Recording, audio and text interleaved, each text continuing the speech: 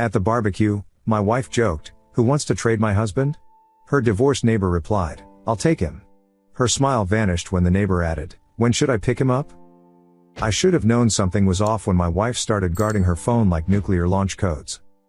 8 years of marriage, and suddenly Farah needs Face ID to check her messages?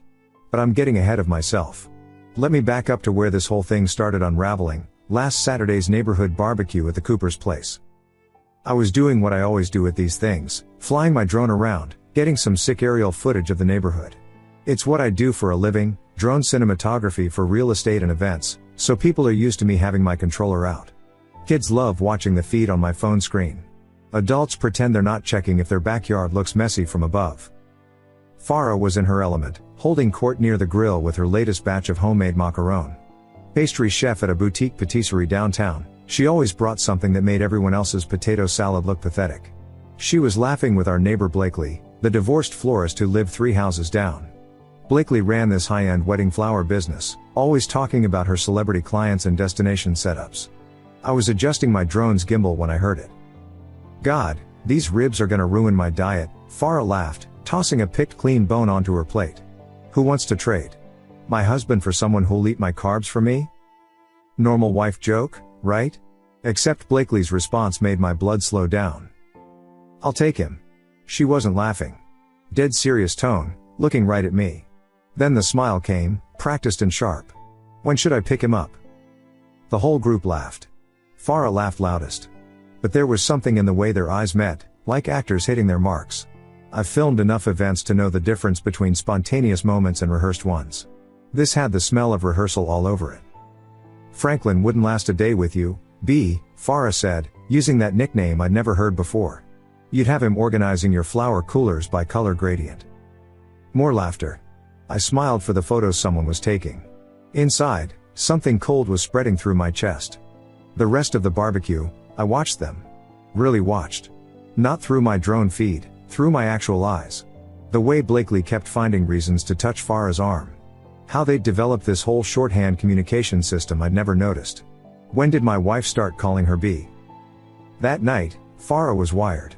Talking fast about the party, about her upcoming pastry competition, about maybe repainting the kitchen. She showered twice, once when we got home, again before bed. New expensive body wash she said she got from some promotion at work. "You okay?" I asked as she climbed into bed, phone clutched in her hand. "Perfect. Just tired. These 12-hour shifts are killing me, but Pierre says I'm close to getting the sous chef position." Pierre. Her boss who looked like a French bulldog and had the personality to match. Right. I pretended to fall asleep. Farah scrolled her phone with the brightness turned way down, thinking I couldn't see. She was deleting texts as fast as she was reading them. My film-trained peripheral vision caught every swipe. At 2:07 a.m., her phone buzzed. Just once. A text. She grabbed it so fast she almost dropped it. The preview flashed for maybe 2 seconds before she swiped it away, but 2 seconds is an eternity when you're trained to catch details in single frames.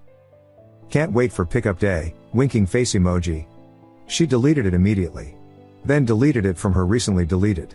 Then cleared her browser history for some reason. The whole sequence took maybe 30 seconds, but she did it like she'd done it 100 times before. My wife, who needed my help to attach files to emails, was suddenly a digital forensics expert. She put the phone face down on her nightstand and rolled toward me. I kept my breathing steady, deep, fake asleep perfect. Her hand touched my shoulder, testing. When I didn't react, she rolled back over. I lay there in the dark, processing what I'd just seen. Pickup day. The rehearsed joke at the barbecue. The way Blakely had said I'll take him like it was already decided. My phone was on my nightstand, still paired to my drone's cloud storage. Hours of 4K footage from today's barbecue, including audio from the directional mic. Tomorrow, I'd start reviewing everything. Frame by frame if I had to. Something was coming, and they thought I was flying too high to see it. They were wrong. Sunday morning, Farah left for an emergency at the patisserie. Apparently Pierre needed all hands for some food critic's surprise visit. She kissed my forehead on her way out, first time she'd done that in months instead of the usual lips. Perfect. I needed the house empty for what came next. I pulled up yesterday's drone footage on my editing setup, 3 monitors, color calibrated, the works. Started with wide shots, then worked my way through the close-ups. The directional mic on my setup is broadcast quality. Picks up conversations from 50 feet if the wind's right. There. 3:47 p.m. timestamp. Blakely and Farah by the dessert table, thinking they were out of earshot. Told you he wouldn't notice, Blakely's voice, crystal clear. He notices everything through that stupid camera. Never notices what's right in front of him. Farah's laugh was different. Meaner. How's your special project coming? The arrangements are almost complete. 2 more weeks and we can stop pretending. Arrangements. Florist talk or something else? I kept scrubbing through footage. Found 17 separate instances of them meeting up during the party, always when I was distracted with the drone or talking to someone else. They'd developed a whole system. Farah would touch her earring, Blakely would check her phone, then they'd coincidentally need drinks at the same time. But I needed more than party footage. I needed real evidence. Farah's iPad was still logged into our shared iCloud. I opened it, went to Safari. She'd cleared the history, but not the website data. Rookie mistake. The autofill cache showed recent entries. HiltonGardenBooking.com, ProtonMail.com, Zelle transfer history, StateDivorceForms.pdf. My chest tightened. I screen capped everything. Proton Mail. Encrypted email service. I tried various password combinations based on what I knew about Farah. Nothing. Then, on a hunch, I tried Pickup 14, the text from last night. I was in. The inbox was sparse but damning. 12 emails between Fnuvo at ProtonMail and ArrangeMonsBeeb at ProtonMail. The subject lines alone made my hands shake. Timeline review. Asset division strategy. Documentation updates. His patterns, updated. The last one had an attachment, Franklin_schedule.xlsx. They'd been tracking my movements. When I left for shoots. How long jobs typically ran. Which days I worked from home. It went back 3 months. I forwarded everything to my own encrypted account before she could delete it. Then I got creative. Farah's car, technically our car, both names on the title. I had every right to know what happened in it. I grabbed my backup field recorder, the tiny one I use for scratch audio, and tucked it under her driver's seat. Voice activated, 48-hour battery life. While I was at it, I checked her car's GPS history through the manufacturer's app. 3 trips to the same address in the last week. Not the patisserie. I mapped it, a boutique hotel downtown, the one that rents rooms by the hour but dresses it up fancy. Monday came. Farah left at 6 a.m. for her early shift. The recorder went with her. I worked from home, editing a wedding video while waiting. At 2 p.m., I retrieved the device while she was supposedly at work. My hands were steady as I uploaded the audio. This is what I do, capture moments, edit them, find the story in the footage. 20 minutes in, I found gold. Farah's voice, he's so predictable. Films on Tuesdays and Thursdays, edits the rest. We could do this blindfolded. Blakely, the paperwork's ready. My lawyer says with what we've documented, he won't have a leg to stand on. You're sure the ring footage looks convincing? Edited it myself. 3 separate incidents of him aggressively approaching my door. Amazing what you can do with creative cropping. And the bruises photographed well? Makeup artist friend from the wedding circuit. They look 3 days old, perfect yellowing. She thinks it's for a crime show audition. My blood turned to ice water. They weren't just planning to leave me. They were planning to destroy me. After pickup on the 14th, he won't know what hit him, Blakely continued. The restraining order papers are already drawn up. We file them on the 15th, bright and early. The neighbors will eat it up. Poor Farah, stuck with that controlling husband who finally snapped. They both laughed. Actually laughed about destroying my life. But then Blakely said something that changed everything. Morrison's flight is confirmed. Lands at 2 p.m. on the 14th. You sure Franklin won't be home? I already booked him a phantom real estate shoot in Riverside. He'll be gone all day, chasing a client that doesn't exist. Morrison. Who the hell was Morrison? Morrison. The name rattled around my skull while I sat in my office, surrounded by evidence that my life was a lie. I pulled up Blakely's social media. LinkedIn, Instagram, Facebook, the whole digital footprint. Started digging through her connections, looking for any Morrison. Nothing obvious. But then I found it, buried in the comments of a year-old Instagram post about her fresh start after divorce. So proud of you, B. Can't wait to see what you and FM build together. Bouquet emoji. FM replied with just a heart emoji. The account was private. Profile pic showed hands arranging roses, no face. I ran the username through a reverse search.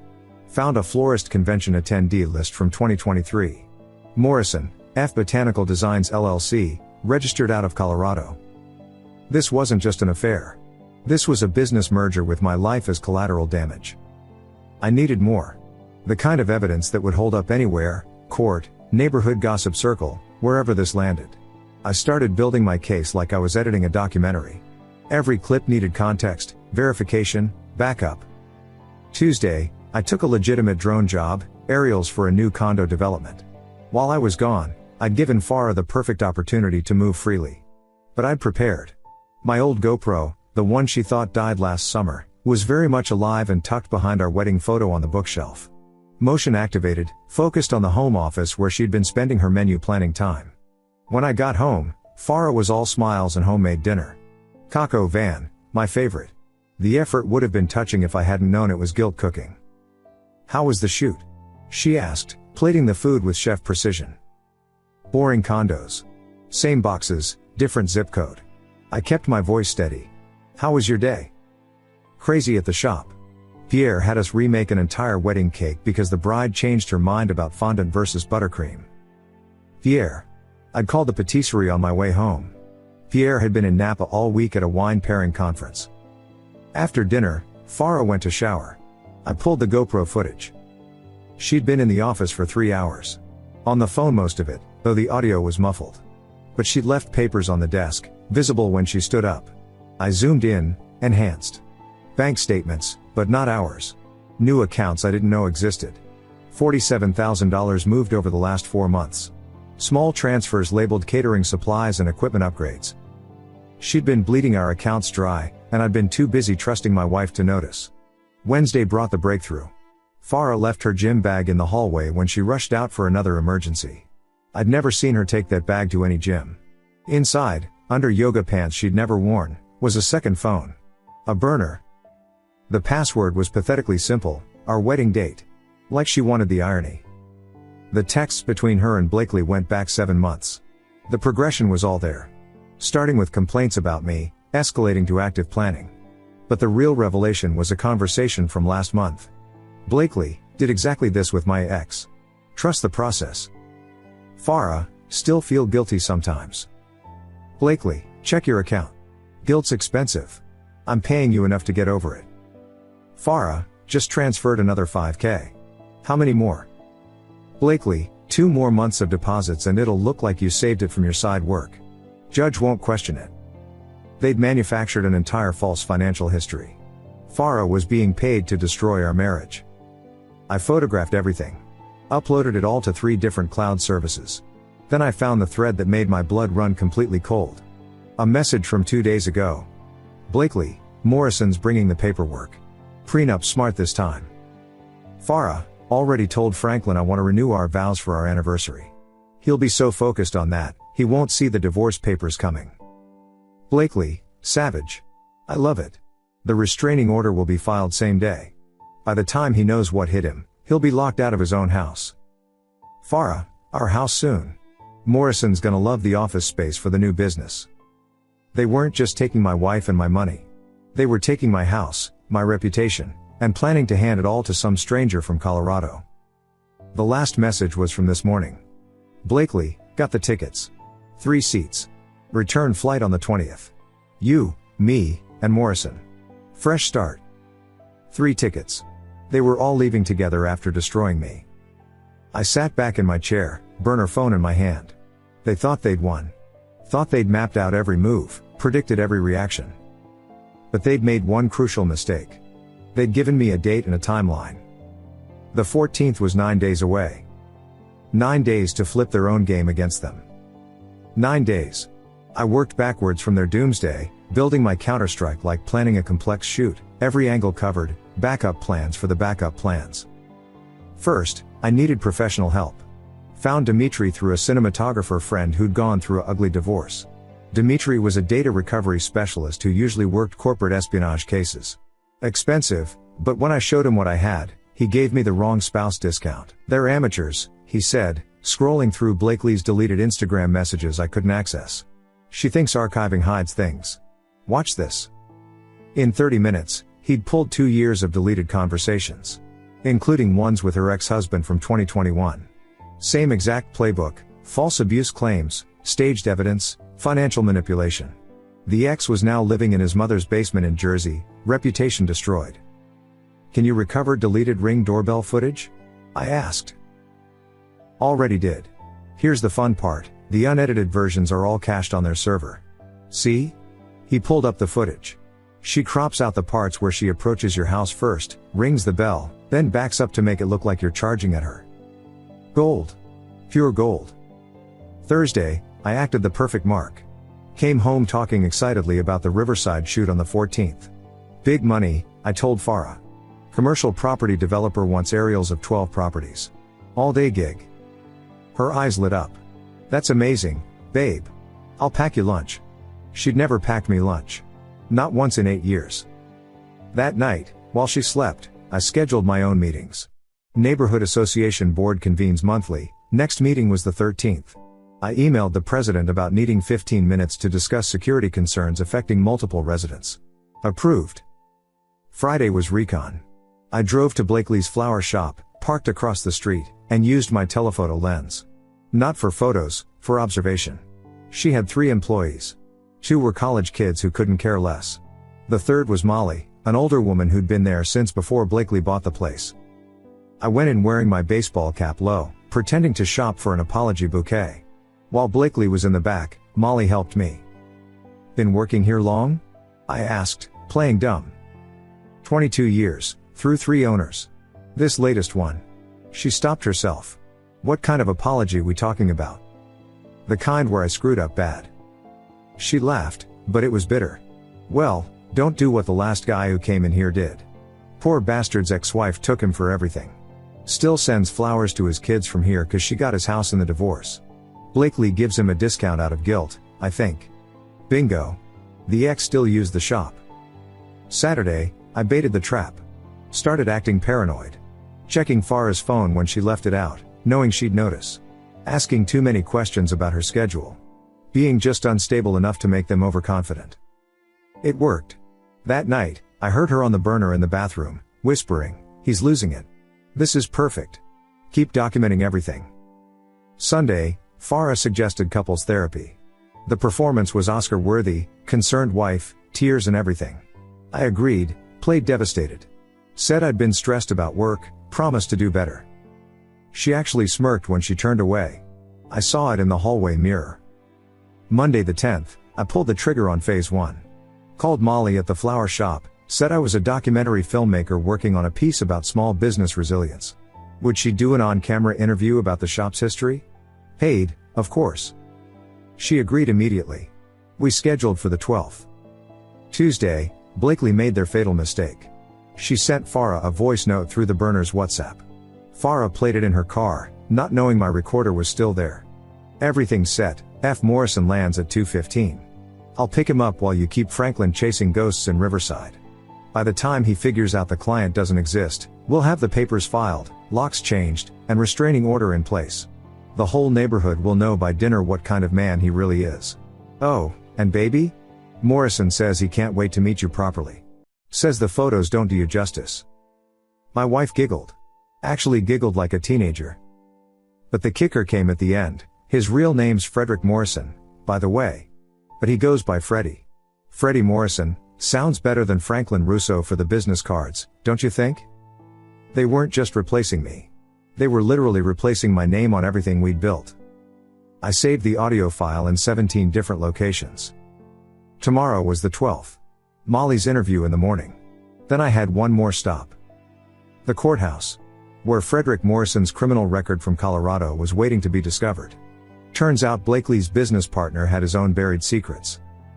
The Colorado courthouse records were a goldmine. Frederick Morrison, arrested twice for fraud. Charges dropped both times after victims mysteriously withdrew complaints. His MO? Romance scams targeting divorced women with businesses. Classic con artist, and Blakely was either his partner or his next mark. Wednesday morning, the 12th. Molly's interview at the flower shop went exactly as planned.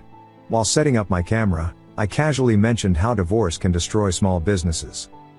"Don't I know it," Molly said, adjusting her mic. "The owner before Blakely, sweet woman, lost everything in her divorce. Then Blakely's ex-husband, same story. Poor guy came in last week, actually. Warned me to watch my back, said Blakely's got a pattern." "Really? What kind of pattern?" "Finding people's weaknesses, documenting everything out of context, then destroying them legally. He showed me texts where she bragged about it. I've been looking for another job since." I kept the camera rolling. "Would you be willing to share those texts?" She pulled out her phone. "He sent me screenshots in case I needed them for my own protection." The texts were from 2021. "Blakely to someone named FM, just like we did in Denver. This idiot won't know what hit him. Frederick Morrison." They'd been running this con for years. That afternoon, I had everything packaged and ready. USB drives with all evidence, organized by category: financial fraud, staged evidence, criminal history, pattern of behavior. Made 12 copies. Thursday the 13th. The neighborhood association meeting was at 7 p.m. Farah left for work at 3, kissing me goodbye with those lying lips. "Don't wait up, we have a huge order tonight."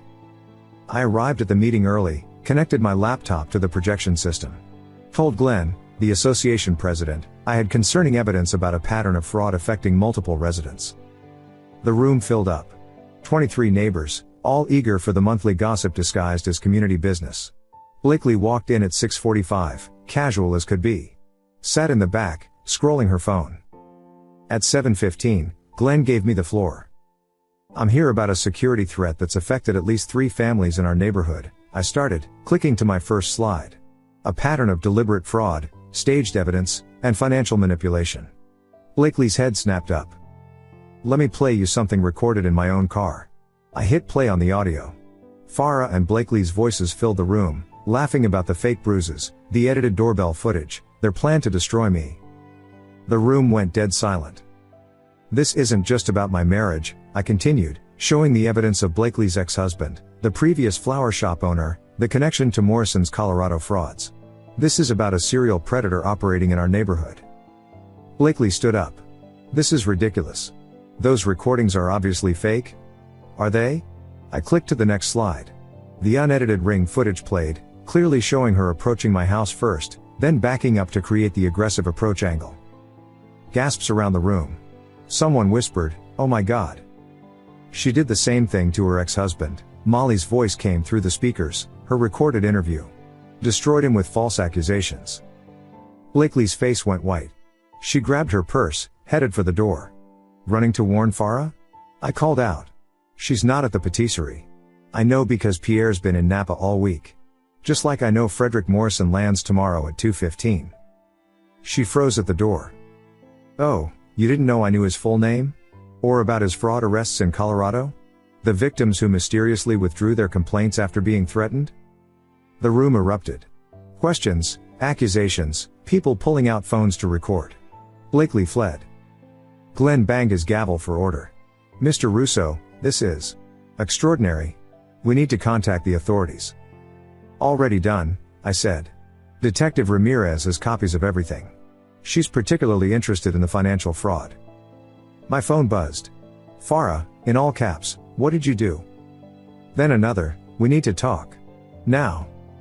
And another, "This isn't what you think." I packed up my laptop, thanked the room, and headed home. Let her sweat. Let her panic. Let her feel what I'd felt for the last 2 weeks. When I pulled into my driveway, Farah's car was already there. But she wasn't alone. A man was sitting in her passenger seat. Tall, sandy hair, expensive suit. My phone buzzed one more time. "From Farah, Franklin, meet Freddie Morrison. He's got something you need to hear about Blakely." I stopped cold in my driveway. Morrison stepped out of the car, hands raised like surrender. "Mr. Russo? We need to talk. Blakely's been playing us all." I kept my hand near my phone, ready to call 911. "Start talking. You've got 30 seconds before I call the cops." Morrison pulled out his wallet, showed me a PI license. "Frederick Morrison, private investigator. Blakely's ex-husband hired me 6 months ago to prove what she did to him. I've been building a case." "The fraud arrests?" I asked. My cover identity for a federal sting 5 years ago. Public record got mixed with the sealed files. Blakely found the arrests but not the context. He turned to Farah. Show him the real messages. Farah's hands shook as she pulled out her actual phone, not the burner. She opened a hidden folder in her photos. Screenshots going back months. Messages from Blakely that I'd never seen on the burner. If you don't play along, I'll destroy you too. Remember what I have on you from Vegas. Your husband's getting suspicious. Convince him or I release everything. Transfer another $5,000 or the photos go to Pierre. My wife was sobbing now. That weekend bachelorette party in Vegas last year? I got drunk, too drunk. Woke up in photos I don't even remember taking. Blakely had them all. Said she was just being a good friend, keeping me from embarrassment. Then 3 months ago, she started the blackmail. Morrison pulled out a tablet. I've documented everything. Blakely's done this to 7 women across 3 states. She finds something on them, forces them to help destroy their husbands, then takes a cut of the divorce settlement. Your wife was victim number 8. The $47,000? I asked. Blakely's commission. Forced transfers she made Farah label as business expenses. I tracked every cent. Farah grabbed my arm. The affair story was all fake. Those hotel bookings? Blakely made me create them for evidence. I'd check in, she'd take photos of me entering, then I'd leave through the back. The whole thing was staged. Franklin, I never cheated. I couldn't let those photos get out. My career, my family. Morrison nodded. The plan B was if you caught on too early. I'd show up as the affair partner, make it look real. But really I was gathering evidence. Every interaction's been recorded for the investigation. Why didn't you just tell me? I asked Farah. She said she'd know. Said she had our house bugged, our cars tracked. Said if I breathed wrong, the photos would be everywhere before I could explain. I was terrified. My phone exploded with texts. Glenn from the association, neighbors, everyone who'd been at the meeting. Blakely had disappeared. Her shop was closed, her apartment empty. Morrison made a call. She's running. Yeah, probably the airport. No, she doesn't know we have her accounts frozen. Perfect. He hung up. Federal marshals will grab her at TSA. Wire fraud across state lines, extortion, blackmail, she's looking at 20 years minimum. I looked at my wife. Really looked at her. The weight she'd been carrying, the fear I'd mistaken for guilt. The voice recordings? You laughing about destroying me? Deep fakes, Morrison said. Good ones, but forensic analysis will prove it. She had hours of both your voices from social media, videos. AI did the rest. The real conversations were her threatening Farah if she didn't play along. Farah pulled up the actual WhatsApp messages. The real ones. Her begging Blakely to stop. Blakely threatening to destroy us both. My wife trying to protect me while being tortured. The neighbor association meeting tonight? Farah asked quietly. Destroyed her, I said. Played what I thought was real evidence. Whole neighborhood turned on her. Good, Morrison said. We needed her to run. Flight risk makes the federal case stronger. 3 hours later, Detective Ramirez called. Blakely was in custody, caught with $200,000 in cash and false documents. She'd flipped immediately, trying to throw Farah under the bus, not knowing we had Morrison's evidence. The next months were hell and healing. Therapy, real therapy, not the fake session Farah had suggested. Rebuilding trust brick by brick. The Vegas photos? Morrison's federal contacts confirmed they were taken while Farah was unconscious, constituting evidence of assault. Another charge for Blakely. The neighborhood? They rallied around us when the truth came out. Blakely's victims started coming forward. Her ex-husband got his record cleared, got his kids back. 6 months later, I was filming aerials for a documentary Morrison was producing about con artists. Farah was beside me, launching her own patisserie with the recovered funds. You know what the irony is? She said, watching my drone climb into the sunset. What's that? Blakely was right about one thing. You really were flying too high to see what was beneath. You just couldn't see it was me drowning, not cheating. I landed the drone, pulled her close. Never again. From now on, I keep my feet on the ground and my eyes on what matters. She smiled, the first real smile I'd seen in months. Good. Because I've got news. The doctor called. We're pregnant. Life at ground level. Turned out it was exactly where I needed to be. Thank you so much for watching until the end. If you really like our videos, please don't forget to like, share, and subscribe. Have a great day.